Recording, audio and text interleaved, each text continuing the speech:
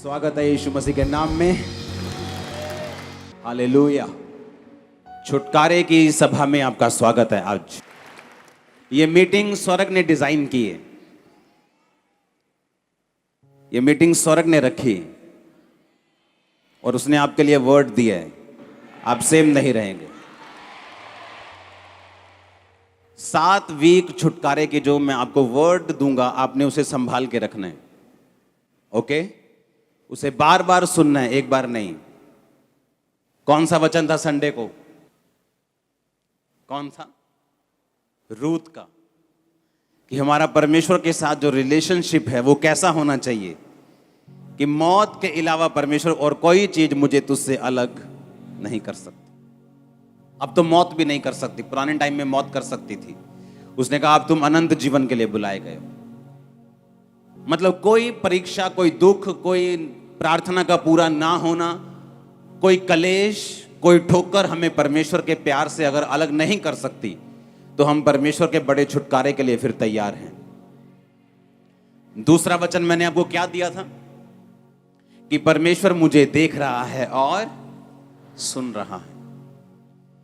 हर time, खाना पकाते वक्त भी, अपने पड़ोसी से चुगलियां करते वक्त भी, किसी के साथ विश्वास की बात करते तब भी, और किसी के साथ हम जब अविश्वासी बात करते हैं, शक की बात, तब भी। चेलों को यीशु मसीह आए और कहा ये लो मेरे हाथ देखो, मेरे पांव देखो, मैं जी उठाऊं। थोमा वहां पे नहीं था। जब थोमा आया तो कहता नहीं मैं नहीं यकीन करता यीशु मसीह के ऊपर, मुझे मालूम होगा तब जब मुझे वो सामने आके दिखाई देगा, जब मैं उसके हाथों और पैरों में निशान उंगलियों को डाल लूंगा, तब मैं यकीन करूंगा। तब यीशु मसीह वहां पे फिजिकली प्रेजेंट नहीं थे, पर जब यीशु मसीह दोबारा उनके बीच में आए तो थोमा को कहा, थोमा ले मेरे हाथों और पांवों को देख और अविश्वासी नहीं पर विश्वासी बन। जब यीशु मसीह वहां पे शारीरिक रूप में नहीं थे तो भी वो थोमा की बात को और उसको देख रहे थे। आप चर्च में हैं और प्रार्थना कर रहे हैं, या घर में अपने प्रेयर रूम में, परमेश्वर तभी आपकी प्रार्थना नहीं सुन रहा है, तभी आपको नहीं देख रहा। जब आप यहां से वापस जाएंगे, अपने ऑटो में, अपनी कार में, अपनी बस में बैठेंगे, वो तब भी आपको देख रहा है और सुन रहा है। जब ये मेंटालिटी एक विश्वासी की जिंदगी में आ जाती है कि उसके काम करते वक्त भी, अगर तुम मिस्त्री हो, जब तुम ईंट लगा रहे हो और सीमेंट लगा रहे हो, तब भी वो तुम्हें देख भी रहा है और सुन भी रहा है। ऐसा करने से होता क्या है? ऐसा करने से आप परमेश्वर के प्रेजेंस के साथ रहना सीख जाते हैं। आप कम से कम गलतियां करते हैं और परमेश्वर का आत्मा आपको डिलीवरेंस और छुटकारे की ओर ले जाता है। हालेलुया। और ये दोनों वचन आपको सुनने हैं। आपको संडे का वचन, आपको थर्सडे का वचन जो वीक 1 का है, उसे आपको सुनना है। कोई वचन आपको मिस नहीं करना, कोई मीटिंग मिस नहीं करनी। आपको लगातार इस प्रेजेंस में बने रहना है, ताकि जब आपके लिए प्रेयर हो। आज मैं प्रेयर की स्पिरिट से आया हूं। वचन के बाद हम लंबी एक प्रार्थना करेंगे। भागना मत वचन के बाद कि पानी पिया हूं, मैं सुसु कर रहा हूं। खड़े रहना चुप करके। आमीन। क्योंकि जब प्रेयर की स्पिरिट आती है, वो जब देखती है आप डिस्ट्रैक्ट हैं, वो आपकी लाइफ में काम नहीं करती। और ये डिस्ट्रैक्शन एक स्पिरिट है। जैसी प्रार्थना होने वाली होती है, ओए गड्डी काट ला फटाफट जाके। अरे यार, सारी उम्र गाड़ी निकालते रहे हो। कौन सा 5 मिनट पहले तुम्हारी अंबानी के साथ मीटिंग है शाम को, जो मिस हो जाएगी? ये शैतान है, ये शैतान है। वो चाहता नहीं कि तुम प्रेयर में जाओ। हालेलुया। तीसरा पॉइंट जो आज मैं आपके साथ शेयर करूंगा कि आपको छुटकारे के लिए क्या करना है। छुटकारा एक पास्टर को भी चाहिए, छुटकारा एक विश्वासी को चाहिए, छुटकारा एक वॉलंटियर को चाहिए। हर एक व्यक्ति की लाइफ में छुटकारा उसके अपनी हिसाब से, उसकी लाइफ के हिसाब से, करंट सिचुएशन के हिसाब से उसको चाहिए होता है। आमीन। दाऊद को चाहिए था कि जब वो मसा हुआ, उसके बाद उसको छुटकारा चाहिए था कि वो किसी का राजा बने, एक गोत्र का राजा बना। उसके बाद उसका छुटकारा ये था कि वो सारे गोत्रों का राजा बने। उसके बाद उसका छुटकारा यह था कि उसका अपना निज पुत्र उसकी गद्दी के ऊपर बैठे और कोई भी जन उसको मार के वो गद्दी ना ले सके। हर टाइम आपको छुटकारे की जरूरत है। एक फैमिली में बेटा नशे करता है, आपको छुटकारा चाहिए। हस्बैंड वाइफ की नहीं बनती, आपको डिलीवरेंस चाहिए। आपका फाइनेंस अच्छा नहीं होता, आपको डिलीवरेंस चाहिए। और इन 7 हफ्तों में डिलीवरेंस आपके पास होगी। ये 7 हफ्तों में जो वचन आपको मैं दूंगा, अगर आपने माना और सुना और आपने प्रेयर मेरे साथ की, आप स्पर्श को लेके वापस जा रहे हैं। हालेलुया। तीसरा पॉइंट लिखो अपनी कॉपी के ऊपर। अगर आपको डिलीवरेंस चाहिए आपकी लाइफ में, जिसके ऊपर आपकी लाइफ निर्भर करती है, तो आपको अपनी बुलाहट को फॉलो करना होगा। लिखो, आज मैं आपसे बात करूंगा अपनी बुलाहट को, अपनी कॉलिंग को फॉलो करना। बहुत से लोग पूछते हैं मेरी बुलाहट क्या है, मैं कैसे जानूं कि मेरी कॉलिंग क्या है, परमेश्वर ने मुझे किस काम के लिए बुलाया है। हर एक विश्वासी की जिंदगी में 2 तरह की बुलाहट है। लिखो, हर एक विश्वासी 2 तरह की बुलाहट से अपनी जिंदगी में से निकलता है। और बाइबल बताती है अगर वो अपनी दोनों बुलाहट को फॉलो करता है तो छुटकारा उसके परिवार में आता ही आता है। उसकी लाइफ को फॉलो करता ही करता है। 1% भी चांस नहीं है कि उसकी लाइफ में वो छुटकारा ना हो। समझ आई कि नहीं? तीसरा पॉइंट है कि आप अपनी लाइफ की कॉलिंग को अगर फॉलो करेंगे तो परमेश्वर आपको छुटकारा देगा, ऐसा बाइबल कहती है।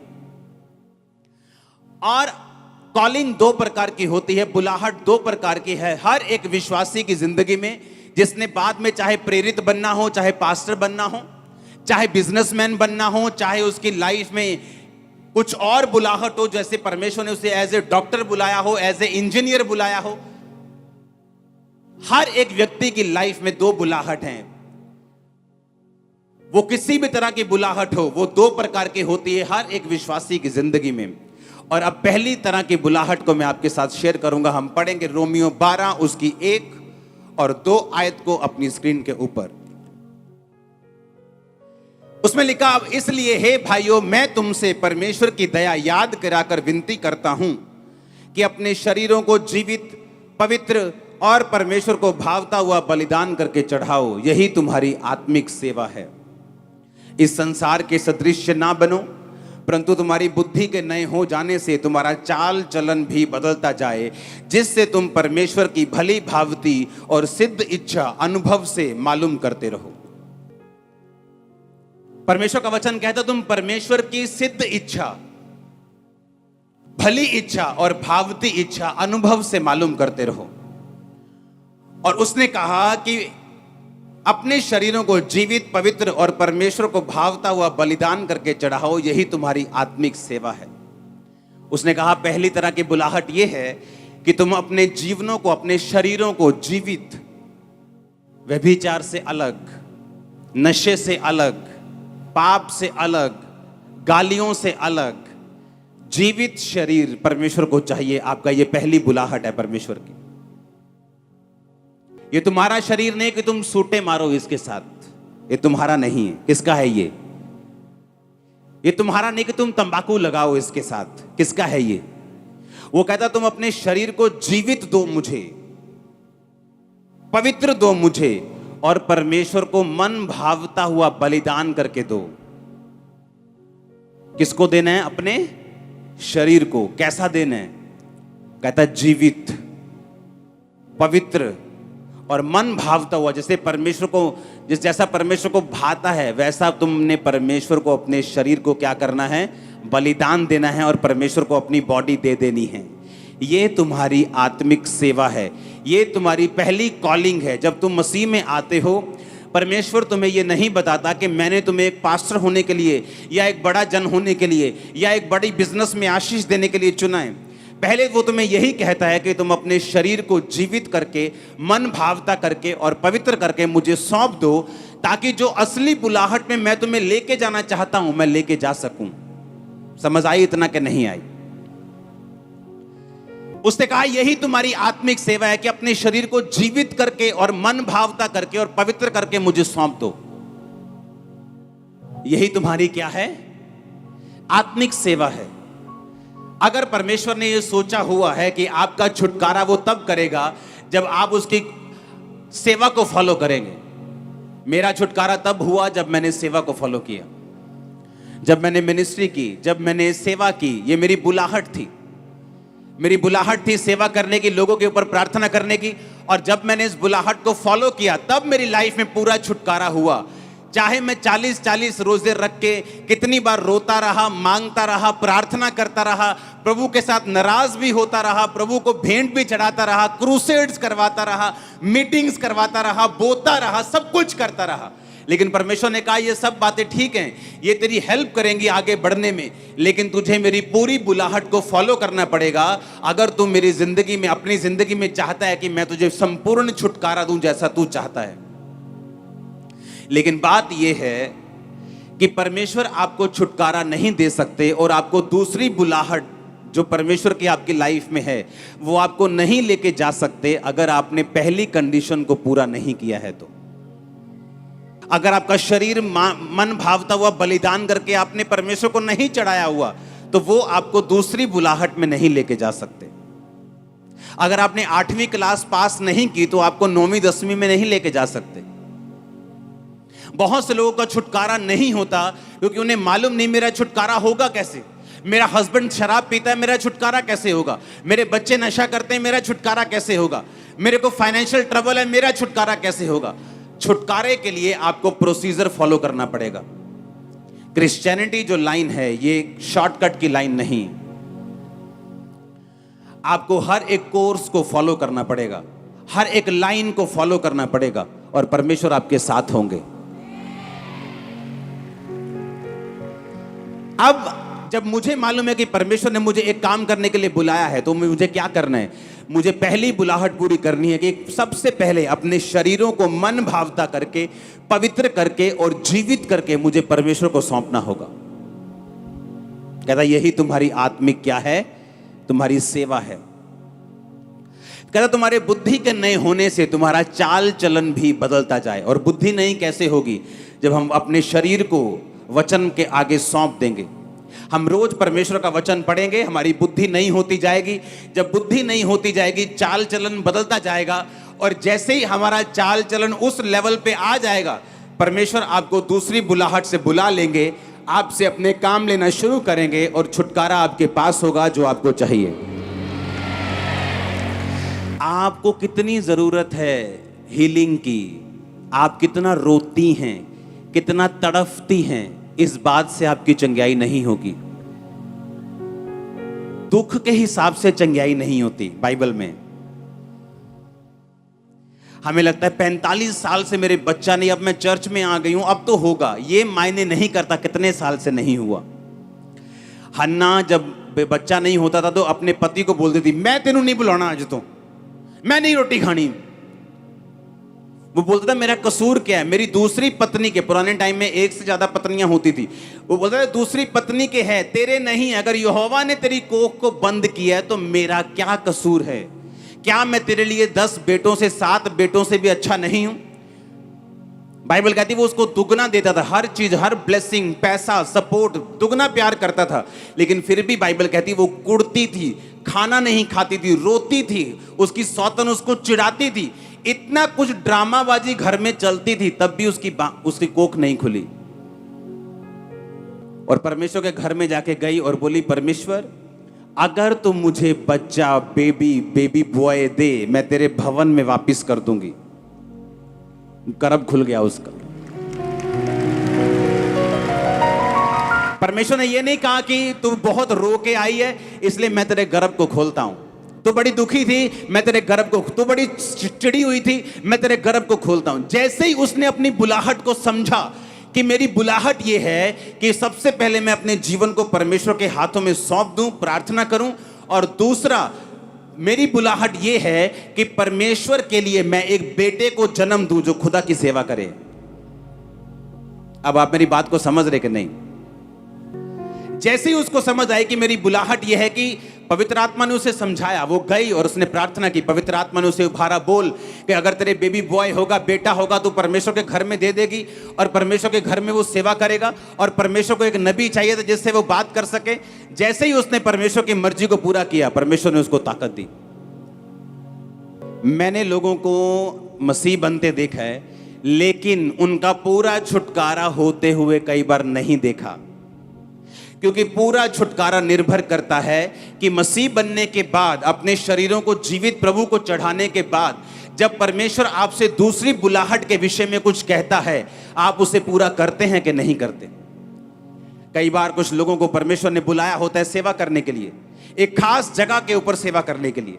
अगर परमेश्वर ने मुझे इस जगह सेवा करने के लिए बुलाया है, मैं जितना मर्जी अनॉइंटेड हूं, गिफ्टेड हूं, अगर मैं जगहें चेंज कर दूंगा, परमेश्वर मेरे साथ सेवा नहीं करेगा। मैं पूरी दुनिया में जाऊंगा इस्तेमाल होने के लिए, वो बात अलग है, लेकिन मेरी मेजर सेवकाई कहां है? आपके बीच में। आप मेरी बात समझ रहे कि नहीं? मेरी ब्लेसिंग भी यहीं पे है, मेरी प्रोटेक्शन भी फिर यहीं पे है, सारा कुछ यहीं पे है, क्योंकि मेरी कॉलिंग ये है, मेरी बुलाहट ये है।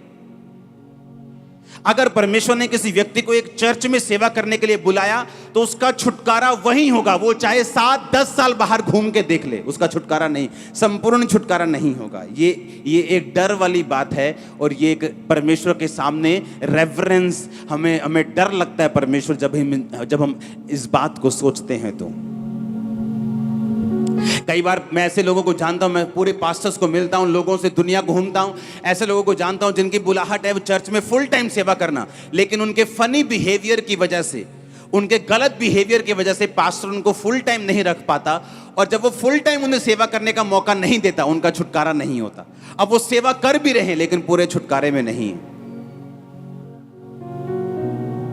बाइबल में लिखा कुछ बरकतें परमेश्वर ने अपने दासों के हाथ में दी हुई हैं, उसके हक में रखी।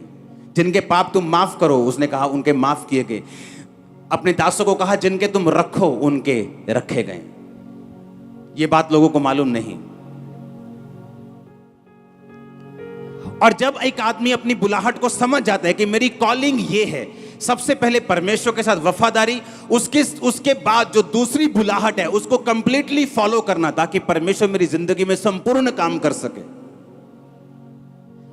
मैं आपको लिख के देता हूं, वो किसी की शक्ल नहीं देखता।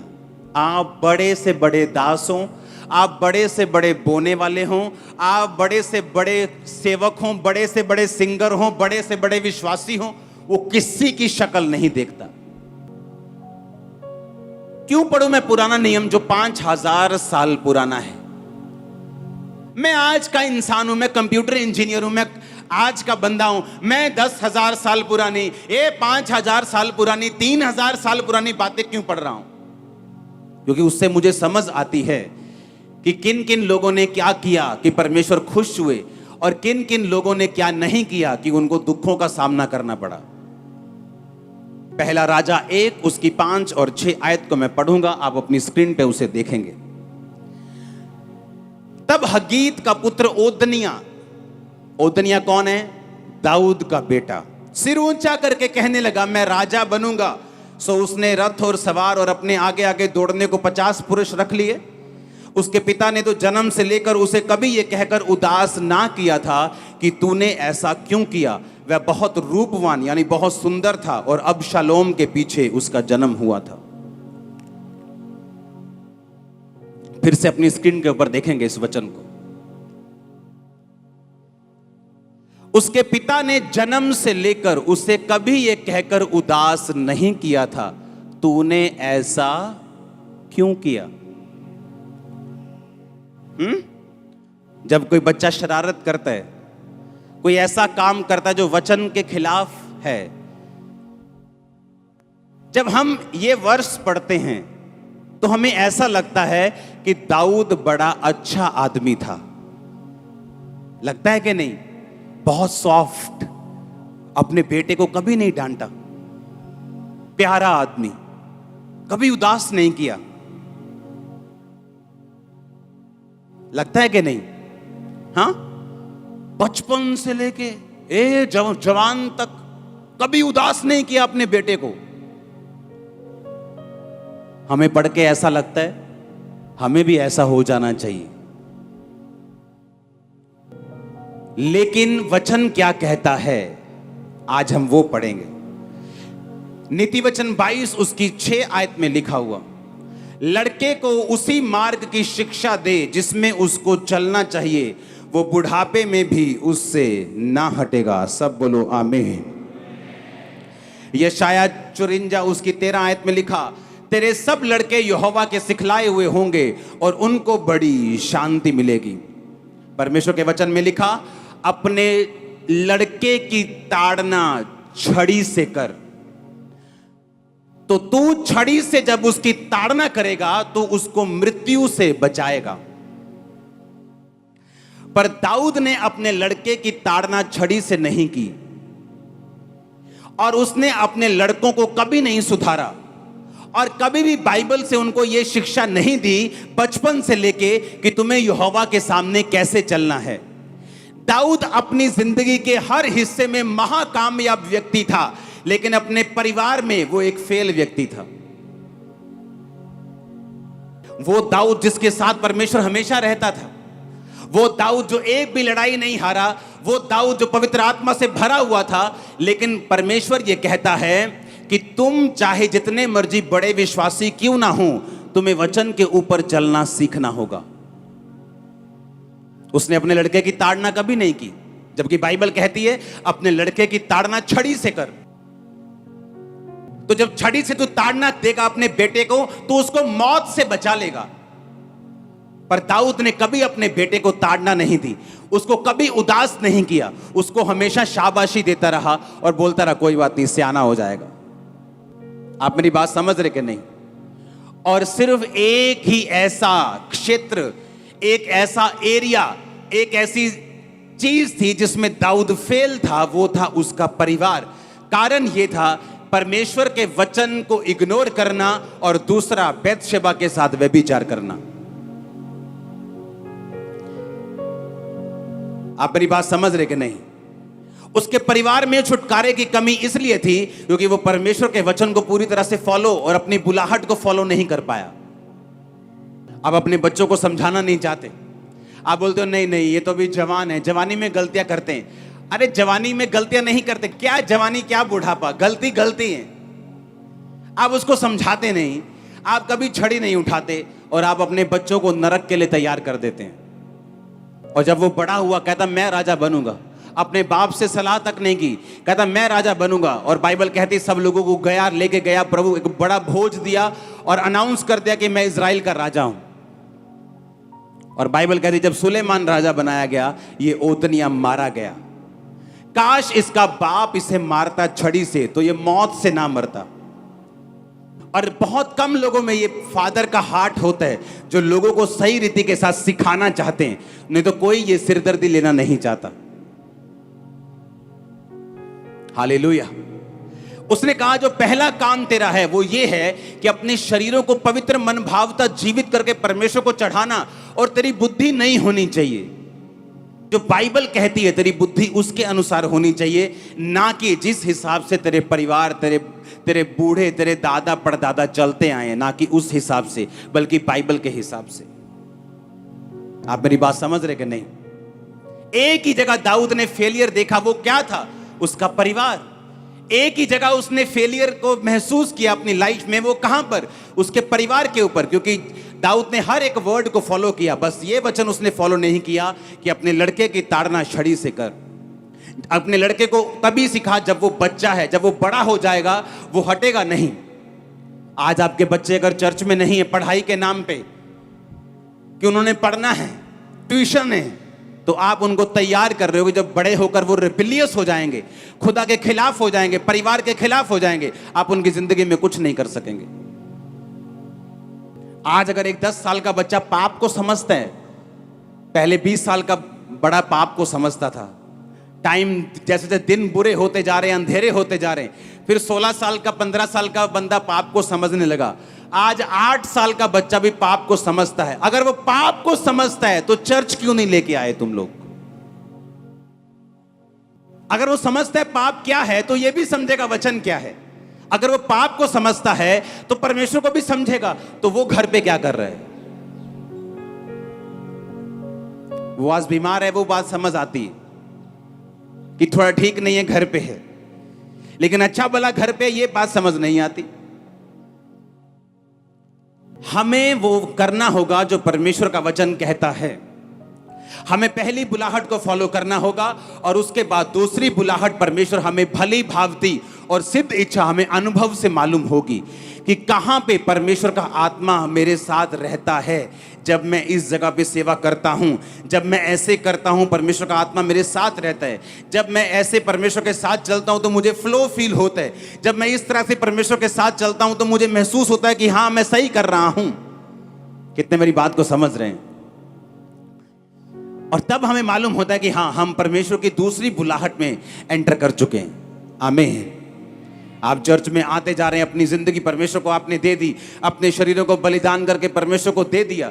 धीरे धीरे आपको समझ आती है मुझे सुसमाचार देना है। धीरे धीरे आपको समझ आती है मुझे अपने अगुए के लिए 40 रोजे रख के प्रार्थना करनी, मुझे अपनी बहन के लिए प्रार्थना करनी, मुझे बीमारों के लिए प्रार्थना करनी। धीरे धीरे धीरे आप उस सेवा में एंटर करना शुरू और बुलाहट में एंटर करना शुरू कर देते हैं और वही छुटकारे का कारण बनती है। आमीन। और आप देखते हैं उसके बाद आपका फाइनेंस छूट रहा है, आपका शरीर हील होना शुरू हो गया, दुष्ट आत्मा पुरानी बात हो चुकी, शैतान जा चुका है, बीमारियां जा चुकी, स्ट्रेस खत्म हो चुका है, डिप्रेशन खत्म हो चुका है। आप अपनी लाइफ में फिर नोटिस करते हैं। आमीन। हालेलुया। हम कभी बाइबल पढ़ते हैं, हमें समझ नहीं आता कि यहां क्यों लिखा है कि दाऊद ने अपने बेटे को कभी उदास नहीं किया। हमें लगता है दाऊद बहुत भला आदमी था, हमें लगता है उसका नेचर बड़ा परफेक्ट था कि उसने कभी उदास ही नहीं किया अपने बेटे को। कितना अच्छा डैड था वो, कितना अच्छा फादर था। आप परमेश्वर से ज्यादा धर्मी नहीं हो सकते, आप उससे ज्यादा पवित्र नहीं हो सकते, आप उससे ज्यादा समझदार नहीं हो सकते। जब उसने शाऊल को बोला कि जा और अमालेकियों को मार दे, तो शाऊल ने उनको छोड़ दिया और वही अमालेकियों ने तुम परमेश्वर से आगे नहीं जा सकते। हालेलुया। तुम उससे समझदार नहीं हो सकते, तुम उससे अधिक धर्मी, उससे अधिक पवित्र नहीं हो सकते। जो वो वचन में कहता है तुम्हें करना है, तुम्हारा छुटकारा उसी में है। आमीन। हालेलुया। अपने हाथों को उठा, बोलो थैंक यू जीसस। ऊंची आवाज से बोलो थैंक यू जीसस। बोलो खुदाबंद ये वचन कि मैं तेरी बुलाहट को फॉलो करूं, मैं अपने शरीर को मन भावता हुआ बलिदान करके चढ़ाऊं, उसके बाद मैं वचन को पूरा करता हुआ दूसरी बुलाहट को, बाइबल कहती है, अनुभव से समझ लूं ताकि मेरा बड़ा छुटकारा हो, मेरी फैमिली का बड़ा छुटकारा हो। मैं तेरी हुजूरी में हूं, मेरी अगुवाई कर, मुझे गाइड कर। प्रभु यीशु मसीह के सामर्थी नाम में हम मांगते हैं। आमीन। आमीन। आपका छुटकारा है अपने जीवन को, अपने शरीर को परमेश्वर को सौंप देना। उसके बाद अनुभव से उसने कहा सिद्ध इच्छा मालूम करते रहो। आप चर्च में आए, अनाउंसमेंट हुई, हमें सुसमाचार देने के लिए जाना है, आपने नाम लिखवाया। आप सुसमाचार देने के लिए जाते गए, परमेश्वर ने बरकत दी। आपको मालूम हो गया अनुभव से कि परमेश्वर ने पहले मेरी जिंदगी को सुधारा, अब वो मुझसे सेवा ले रहे, वो छुटकारे का कारण बनेगा। आप समझ रहे मेरी बात को? लेकिन हमारी जिंदगी अगर पवित्र नहीं हुई, अगर लाइफ अभी भी पाप में है, अभी भी परमेश्वर से दूर है, तो सेकंड बुलाहट में घुसने का तो चांस ही नहीं। 10वीं नहीं की तो 12वीं में जाने का, 11वीं में जाने का चांस ही नहीं। स्कूल में फेल हो गए तो कॉलेज में जाने का तो चांस ही नहीं। तो पहले मुझे अपने लाइफ को, पर्सनल लाइफ को परमेश्वर के साथ बिताना है। उसके बाद मुझे यह देखना है कि परमेश्वर की परफेक्ट प्लानिंग मेरी जिंदगी में क्या है। जिन लोगों की जिंदगी में मैंने देखा है कि फुल टाइम परमेश्वर की कॉलिंग है, उन्होंने अपनी बरकत को 10 साल, 20 साल, 30 साल भी लेट किया है अपने बिहेवियर की वजह से। परमेश्वर उनका पूरा छुटकारा नहीं कर पाया क्योंकि उनका छुटकारा उनकी बुलाहट के पीछे छुपा हुआ है। आमीन। एक व्यक्ति का छुटकारा उसकी कॉलिंग के पीछे। मैं अमेरिका में गया हूं, जब मैंने अमेरिका में जाके ये बात, मुझे नहीं मालूम था, मुझे मालूम था अमेरिका ऐसा है वैसा है, लेकिन जब मैं अमेरिका में गया हूं, मैंने ये बात अनुभव से और स्पिरिट से सीखी कि अमेरिका जैसे गिवर्स, देने वाले और बोने वाले पूरी दुनिया में कहीं नहीं। पूरी दुनिया में नंबर 1 है वो। रियली मैं तुमको बता रहा हूं। और अगर आप सबसे अधिक बरकत देखेंगे वो अमेरिका में आपको मिलेगी। सबसे अधिक बरकत अगर लोगों के पास है वो अमेरिका में है। एक एक विश्वासी के पास 2-2 घर है, 3-3 घर हैं। मैं दूसरे देशों में भी गया हूं अलग, लेकिन वहां पे बोने की स्पिरिट नहीं, बहुत कम बोते हैं वो लोग। जो चर्च से जुड़े हुए हैं वो लोग बोते हैं, वो एक अलग चीज है। लेकिन मैं ओवरऑल क्रिश्चियनिटी की बात कर रहा हूं। सबसे छोटी करेंसी में बोते हैं, पता क्या सोच के, ओ अगर ये नाइजीरिया में गया ये 5 पाउंड, तो वहां पे तो ये बन जाएगा 1000 रुपया। इस तरह से बोते हैं। लेकिन अमेरिकन लोग जब बोते हैं वो अपने थाउजेंड्स में बोते हैं, और इसीलिए परमेश्वर को बढ़ाता जा रहा है। मालूम आपको पता है अमेरिका में बुलाहट थी लोगों की कि जाओ और चर्चेस को सपोर्ट करो। 90% इवेंजलिस्ट पूरी दुनिया में जिन्होंने काम किया अमेरिका ने निकाले थे। और अमेरिका क्रिश्चियन कंट्री नहीं था। यीशु मसीह अमेरिका से नहीं आए। अमेरिका पाप में फंसा हुआ कंट्री था। जब वहां पे बेदारी होनी शुरू हुई, जब लोगों ने अपनी बुलाहट को समझा कि मेरी पहली बुलाहट परमेश्वर के साथ है, दूसरी बुलाहट मैं एक बिजनेसमैन बनूंगा, खुदा के कामों को, इवेंजलिज्म को सपोर्ट करूंगा। 1 उठा, 2 उठे, 3 उठे, इतनी बेदारी हुई, इतने अमीर लोग वहां पे हुए, और वही स्पिरिट लोगों में जाती गई। हर बंदा अमेरिका में बोने वाला है आज। हर बंदा, अगर कोई अमेरिका चला गया उसको बोने की आदत पड़ जाती है। दूसरे देश भी हैं, इंग्लैंड भी है और कंट्रीज भी हैं, लेकिन आपको वैसी वहां पे गिविंग नहीं मिलेगी। चर्च के लोग बोते हैं, जो हमारी चर्च के साथ जुड़े हुए हैं, उनको टीचिंग पता है, उनको परमेश्वर का वर्ड पता है, वो बोते हैं। लेकिन मैं ओवरऑल क्रिश्चियनिटी की बात कर रहा हूं कि बहुत लोग वहां नहीं मिलते उन देशों में जितने अमेरिका में मिलते हैं। और उसी वजह से जब बुलाहट पकड़ लेता है आदमी, जब अपनी कॉलिंग को पकड़ लेता है, अपनी पर्सनल कॉलिंग को पकड़ लेता है, सेकंड कॉलिंग को पकड़ लेता है, परमेश्वर उसे छुटकारा देता है। बड़ा छुटकारा, एक बिग बिग डिलीवरेंस आपका वेट कर रही है। जस्ट फॉलो करना है। आमीन। और उसने कहा जो दूसरी इच्छा है, भली इच्छा यह है कि तुम परमेश्वर को जीवन दो। हाँ, भावती इच्छा, उसने कहा सिद्ध इच्छा, परफेक्ट इच्छा, दूसरी बुलाहट जो मेन बुलाहट है, परमेश्वर कहता तुम्हें अनुभव से मालूम होगी। आमीन। तुम पवित्र आत्मा के साथ साथ चलोगे, तुम्हें अनुभव से मालूम होगी कि आज मुझे सुसमाचार दे के जाना है, आज मुझे अपने अगुए के लिए प्रेयर करनी, आज मुझे चर्च के लिए ये काम। आपको वो दूसरी इच्छा अनुभव से मालूम होगी, कॉलिंग से मालूम होगी, अनाउंसमेंट से भी मालूम होगी, होली स्पिरिट से मालूम होगी। और जैसे आप उसे फॉलो करेंगे आप सेम नहीं होंगे। आप मेरी बात को समझ रहे कि नहीं? और यही कारण है हर बंदा छुटकारा नहीं ले पाता। बड़े छुटकारे को लेने के लिए आपको पूरी तरह से बाइबल के पीछे चलना पड़ता है, और परमेश्वर ये चाहता है आपका बड़ा छुटकारा हो। मैंने लाइफ में छुटकारा देखा है ऐसा जो मेडिकल साइंस नहीं कर सकती थी, लोग नहीं कर सकते थे, माँ बाप नहीं कर सकते थे, वो परमेश्वर ने किया है। जस्ट मैंने उसको फॉलो किया, अपनी जिंदगी परमेश्वर को दी। उसके बाद जो सेवा में परमेश्वर ने अनुभव से धीरे धीरे मुझे बुलाहट दी, मैंने उसको फॉलो किया और पूरे छुटकारे को हासिल किया है। मेरी प्रार्थना है आप संपूर्ण छुटकारे को हासिल कर सके। मैंने कहा मेरी प्रेयर है आप संपूर्ण छुटकारे को हासिल कर सके, अपने घरों में, फैमिली में, अपने फाइनेंस में, अपनी बॉडी, अपनी सेहत में, अपनी आत्मा में। आमीन। ऊंचा हालेलुया, हालेलुया, आमीन। आप तैयार हैं उस छुटकारे को हासिल करने के लिए? आज से अपने जीवनों को, अपने शरीरों को पवित्र करके परमेश्वर के हाथों में सौंपना है। आमीन। ये उसका शरीर है, आपका नहीं। 7 हफ्तों के बाद मुझे एक संपूर्ण विश्वासी आप में दिखना चाहिए।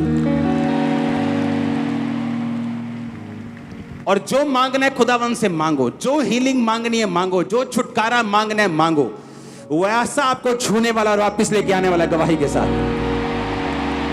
Hallelujah, hallelujah. अपने हाथों को उठा, बोला मैं तैयार हूं एक बड़े छुटकारे के लिए, मैं तैयार हूं प्रार्थना करने के लिए, मैं तैयार हूं। Hallelujah, hallelujah. हमारे YouTube चैनल को सब्सक्राइब करें ताकि आप परमेश्वर के गहरे वेदों को जान सकें कि कैसे आप परमेश्वर में बढ़ सकते हैं, कैसे आप दुष्ट आत्माओं से, नशों से, बीमारियों से और वंशों के श्रापों से आजाद हो सकते हैं।